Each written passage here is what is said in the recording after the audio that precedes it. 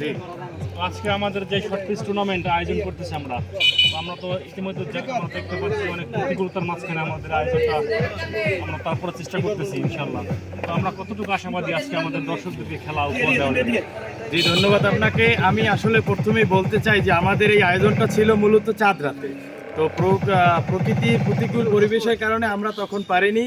আমরা আশাবাদী ছিলাম যে দু একদিনের ভিতরে আমরা আমাদের কার্যক্রম চালাই যেতে পারবো ইনশাল্লাহ। আল্লাহর অশেষ রহমতে আজকে আমাদের প্রতিকূল পরিবেশ কেটে অনুকূল পরিবেশে এসেছে। তো আমরা আমাদের সর্বোচ্চ দিয়ে চেষ্টা করছি। এই যে দেখেন, এখানে মেলবোর্ন ক্রিকেট গ্রাউন্ডের মতো করে সাজাতে চেষ্টা করছি, সর্বোচ্চ দিয়ে চেষ্টা করছি।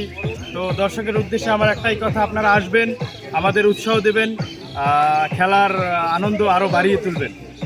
ইনশাল্লাহ আমরা তো তাহলে আজকে আমরা আয়োজনটা সফল করতে পারতেছি ইনশাল্লাহ। এখন পর্যন্ত আমরা 100% দিয়ে চেষ্টা করতেছি আমাদের রাতে আমাদের খেলাটা পুরোভাবে মাঠে যেন গড়ায়, সেই দিকে আমরা লক্ষ্য রেখে সামনের দিকে অগ্রসর হচ্ছি। দর্শক এবং খেলোয়াড় যারা আছে আমাদের, এদের উদ্দেশ্য কিছু বলো তুমি।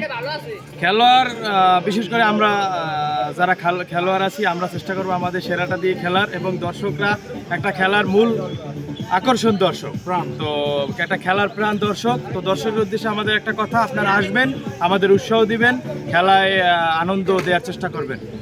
অসংখ্য ধন্যবাদ তোমাকে, তুমি ব্যস্ততার সময়ের ভিতরে আমাদেরকে সময় দিয়েছো।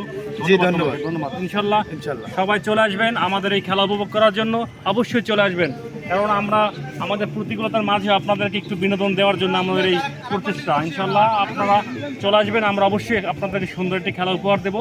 আমাদের মাঠ প্রস্তুত, এখন শুধু আপনাদের আসার সময়ের বাকি। ধন্যবাদ সবাইকে, সবাই ভালো থাকবেন, আল্লাহ হাফেজ। ক্যামেরা আমাদের কেমন দেয় মাঠটারে ওদিক ঘুরান।